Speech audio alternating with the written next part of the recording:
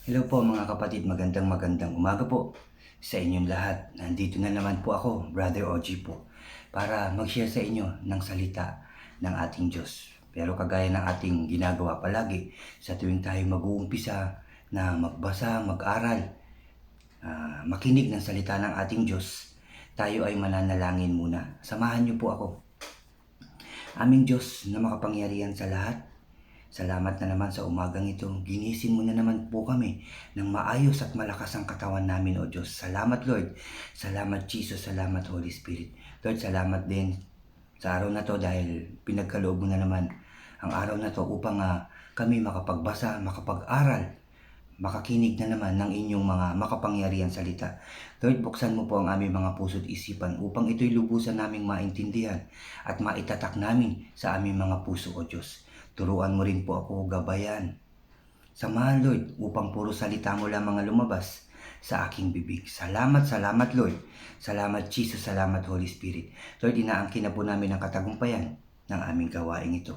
Muli, Lord, at palagi ka namin pupurihin, sasambahin at dadakilain. Sa tanging pangalan ng aming Panginoong Hesukristo, lahat tayo ay magsabi ng Amen and Amen. At ito po ang aking channel.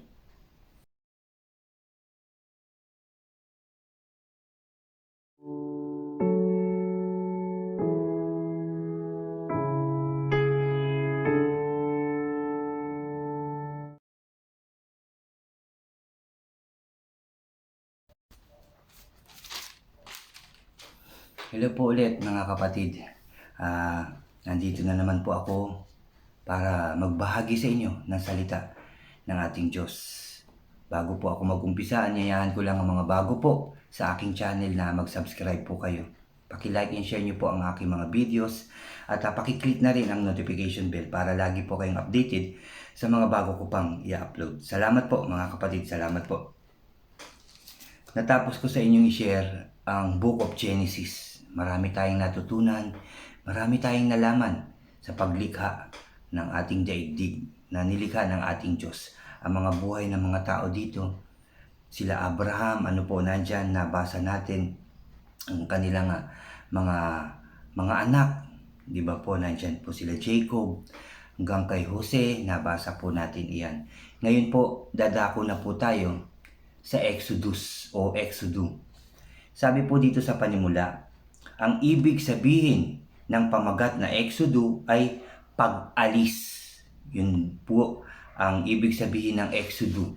Ulitin ko lang, ang ibig sabihin ng pamagat na Exodo ay pag-alis at tumutukoy ito sa pinakamahalagang pangyayari sa kasaysayan ng Israel. Sabi pa po dito, ang pag-alis at paglaya nila mula sa pagkakaalipin sa Ehipto. May apat na pangunahing bahagi ang aklat na ito. Una, ang pagpapalaya sa mga Hebreo mula sa pagkaalipin. Pangalawa, ang kanilang paglalakbay patungo sa bundok ng Sinai. Pangatlo, ang pakikipagtipan ng Diyos sa kanyang bayan kung saan ibinigay sa kanila ang mga kautosang moral, sibil at panrelihiyon upang maging gabay sa pamumuhay. Sabi dito, at pang-apat, ang pagtatayo ng dakong sambahan at paglagay ng mga kagamitang dito at ang sabi dito, pagbibigay ng mga tuntunin tungkol sa mga pari at sa pagsamba sa Diyos, yung mga tuntunin, yung mga dapat gawin na ibinigay ng Diyos para sa pari. Higit sa lahat, inilarawan ng aklat na ito kung ano ang ginawa ng Diyos nang palayain niya ang Israel at gawin silang isang bansa. Ang pangunahing tauhan sa aklat na ito ay si Moses, ang lalaking hinirang ng Diyos upang pangunahan ang kanyang bayan sa paglaya mula sa Ehipto. Si Moses po, binanggit na po si Moses. Sabi dito, ang pinakabantog na bahagi ng aklat ay ang 10 utos na nasa Kabanata 20. Chapter 1 mga kapatid. May pamagat po itong ang pag-aapi o ang pang-aapi sa mga Israelita. Verse 1 mga kapatid. Ito ang mga anak ni Jacob na kasama niyang pumunta sa Ehipto kasama ang kanilang sambahayan. Sina Ruben, Simeon, Levi, Judah, Isakar, Zebulun, Benjamin, Dan, Nephtali, Gad at Asher. Yan yung mga anak ni Jacob mga kapatid. Silang lahat ay 70. Si Jose ay matagal na nga nasa Ehipto noon. Paglipas ng panahon namatay si Jose, ang kanyang mga kapatid at ang kanilang salinlahi. Ngunit mabilis ang pagdami ng mga Israelita kaya't sila'y naging makapangyarihan at halos napuno nila ang buong lupain ng Ehipto mga kapatid. Verse 8. Lumipas ang panahon at nagkaroon ang Ehipto ng ibang hari at hindi nakikilala si Jose. No? Lumipas ang mahabang panahon. Di ba kilalang kilala nung mabasa natin sa Genesis, no? Mga kapatid, kilalang kilala si Jose dahil siya ang pinamahala ng paraon sa buong Ehipto mga kapatid. Siya ang lahat na mahala doon, sa mga lupain doon, sa mga pagkain doon, sa mga alaga doon, sa lahat pinamahala siya, kaya kilalang kilala. Pero lumipas ang panahon nga mga kapatid, namatay si Jose, namatay ang mga kapatid. At sabi nga ulitin ko lang ang verse 8 mga kapatid, lumipas ang panahon at nagkaroon ang Ehipto ng ibang hari na hindi nakakakilala kay Jose. Sinabi niya sa kanyang mga kababayan, sabi niya, nanganganib tayo, sabi ng paraon. Sa mga Israelita, sila'y patuloy na dumarami at lumalakas kaysa atin. Kailangan gumawa tayo ng paraan upang mapigil ang kanilang pagdami. Baka salakayin tayo, sabi dito, ng ating mga kaaway at kumampi pa sila sa mga ito at pagkatapos ay tumakas sa ating lupain. So nag-isip ang paraon kung anong gagawin. Dumarami sila ng dumarami at lumalakas, sabi ng paraon. Kaya't naglagay sila ng mababagsik na tagapangasiwa upang pahirapan ang mga Israelita. Ipinagawa ng paraon sa mga ito ang mga lungsod ng Pitom at Rameses, mga lungsod na imbakan ng mga pagkain at kagamitan. Pinagawan sila ang mga Israelita, no? Naglagay pa ng mababagsik na tagapamahala doon. Ngunit habang inaapi ang mga ito ay lalo na mga dumarami at nahihirapan ng mga Israelita sa iba't ibang bayan, kaya't sila'y ulitin ko lang mga kapatid sa 12. Ngunit habang inaapi ang mga ito ay lalo namang dumarami at naninirahan, sabi dito, naninirahan ang mga Israelita sa iba't ibang bayan, kaya't sila'y kinatatakutan ng mga Ehipto. Mga Ehipsyo, mga kapatid, kinatatakutan na sila. Kahit saan sila tumira, dumarami po sila. Dahil, di ba, kung natatandaan nyo, yan ang pangako sa kanila ng ating Diyos. Ang paramihin sila na sindami ng buhangin, mga kapatid. Dahil dito, ang mga Israelita ay lalong walang awang pinahirapan ng mga Ehipsyo sa paggawa ng tisa at ng iba't ibang mabibigat na gawaing bukid. Lalo silang pinahirapan, mga kapatid. Isang araw ay pinatawag ng paraon sina Sifra at Puwa, ang mga kumadro ng Hebreo. Ito yung mga nagpapanganak sa mga Israelitang babae, mga kapatid. At sinabihan ng ganito, sa pagpapaanak ninyo sa mga Hebrea, sa mga babae nga, patayin ninyong kung lalaki ang sanggol at hayaang ninyong mabuhay kung babae. No, yun na naisip ng paraon.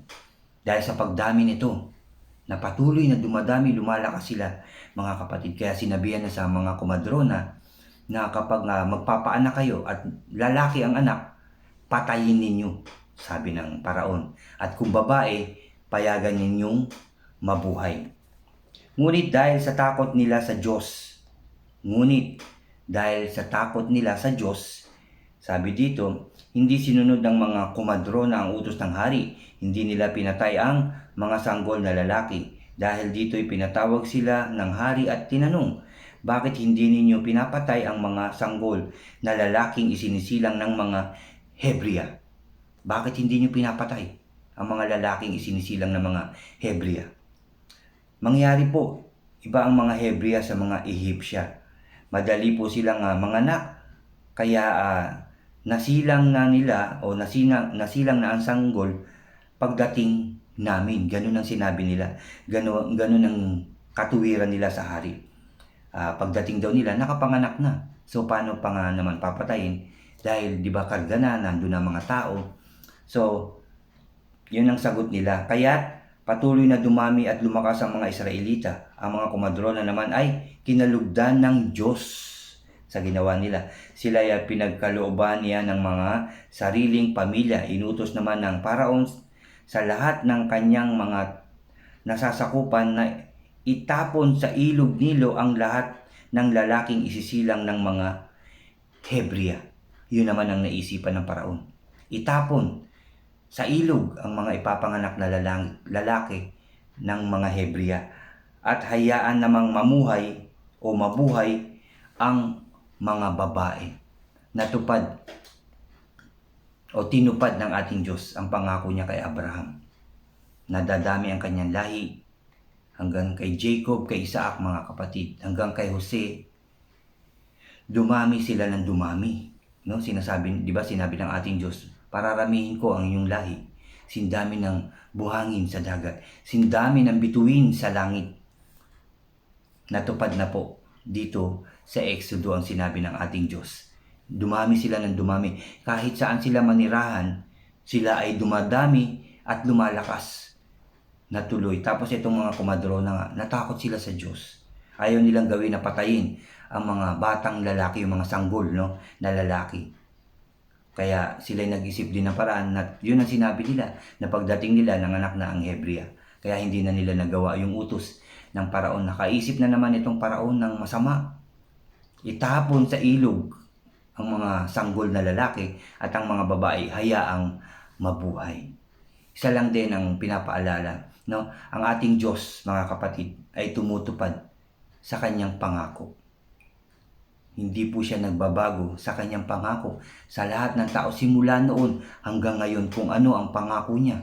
Sa lahat ng tao, ipagkakaloob at ibibigay niya yun sa iyo at sa akin. Sa pamamagitan ng kanyang mga salita, mga kapatid, napakarami niyang pangako sa ating lahat. Kaya inaanyayahan ko rin kayo na magbasa, makinig, mag-aral ng salita ng ating Diyos upang malaman ninyo ang pangako ng ating Diyos sa bawat isa sa atin. At sigurado ko ang pangakong yun ay kanyang tutuparin. Magtiwala tayo, lumapit tayo sa kanya. Sabihin natin yung kanyang mga pangako. Sigurado ko yun. Ibibigay niya yun sa atin dahil handang makinig palagi at lagi lang nag-aantay ang ating Diyos sa bawat isa, mga kapatid. Totoo po yan. Lagi tayong inaantay ng ating Diyos na lumapit sa Kanya, humingi tayo ng tulong, humingi tayo ng gabay, ng proteksyon. Ibibigay niya yun po sa lahat ng tao. Lalo-lalo na sa mga taong totoong nagbalik loob, nagsisi sa lahat ng kasalanan, gumawa ng kabutihan, mga kapatid, at sumunod sa ating Diyos. Papakinggan niya, ibibigay niya ang inyong kahilingan sa Kanya. Salamat sa ating Diyos at salamat po muli, mga kapatid, sa pagsama nyo na naman sa akin. Mga kapatid, tayo ulit ay lalapit sa ating Diyos. Dahil yan na po ang katapusan ng chapter 1. Ang next naman natin ay ang chapter 2, mga kapatid. Mananalangin po tayo. Ihanda natin ang ating puso, ating isipan, alisin na natin yung ating mga suliranin. Ilalapit natin ito sa ating Diyos na buhay, sa ating Diyos na makapangyarihan sa lahat. Magsiyuko po tayo. Hallelujah. Aming Diyos na makapangyarihan sa lahat, maraming salamat po sa umagang ito. Lalo-lalo na, Lord, sa pinagkaloob mo na kami makapagbasa, makapag-aral, makarinig ng iyong mga makapangyarihan salita, O Diyos. Salamat, Lord. Salamat, Jesus. Salamat, Holy Spirit. Salamat, Lord, at sinabi mo na naman sa amin na kami magtiwala sa iyo. Dahil handa mong ibigay ang iyong mga pangako sa bawat isa sa amin. Dahil simula noon hanggang ngayon, tinutupad mo po ang iyong mga pangako.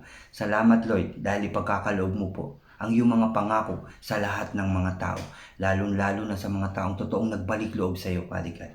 Totoong nagsisi sa lahat ng kasalanan, sumunod sa iyo, Father God. Ipagkakaloob mo ang iyong napakaraming pangako sa bawat isa. Magtiwala lamang kami sa iyo, O Diyos. Thank you, Lord, sa pagkakataon na yan na binibigay mo sa amin. Salamat sa pagliwanag mo sa aming mga puso't isipan upang ito'y maintindihan namin, maitatak namin sa kailaliman ng aming mga puso. Salamat, Father God. Salamat, Jesus. Salamat, Holy Spirit. Lord, lumalapit po ulit kami upang tulungan mo po ang bawat isa sa amin. Simula sa bawat presidente ng aming bansa, tulungan mo po kami lahat, Lord. Ilayo sa anumang kapahamakan, karamdaman, tukso at gawa ng kaaway, O God. Muli mong linisin, ayusin ang bawat bansa, O God. Alisin mo ang virus, Lord. Wala na nawang mamatay, magkasakit dahil sa virus na yan, Father God. Wala nang magutom at malungkot, O God. Ayusin mo po ulit ang aming mga bansa, ang bawat bansa, ang bawat buhay, ang bawat tahanan, lugar, Father God. Muli mong ayusin, linisin, pagtagumpayin sa inyong pangalan, O Diyos.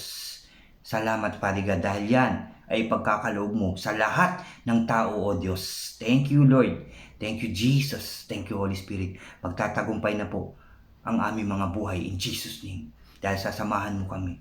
Hindi mo kami iiwan, Father God. Yan ang pangako mo sa bawat isa. Thank you, Lord. Thank you, Jesus. Thank you, Holy Spirit. Salamat sa iyong pag-ibig na hindi nagbabago sa lahat ng tao, O Diyos. Salamat po. At Lord, palagi ka namin pupurihin, sasambahin at dadakilain. Sa tanging pangalan ng aming Panginoong Hesukristo na aming tagapagligtas, lahat tayo ay magsabi ng Amen and Amen. Amen. Salamat sa ating Diyos. Salamat sa ating Diyos. Salamat din sa inyo mga kapatid, sa inyong suporta palagi. Handa kayong makinig palagi ng salita ng ating Diyos. Huwag natin itong pakinggan lamang mga kapatid. Basahin din natin ito. Yung aking sinishare sa inyo, pwede nyo po yan balikan para lubusan nyo itong maintindihan. At gamitin natin ang salita ng ating Diyos sa ating pamumuhay. Salamat po muli. Salamat sa inyong lahat. God bless po sa inyong lahat. Salamat po.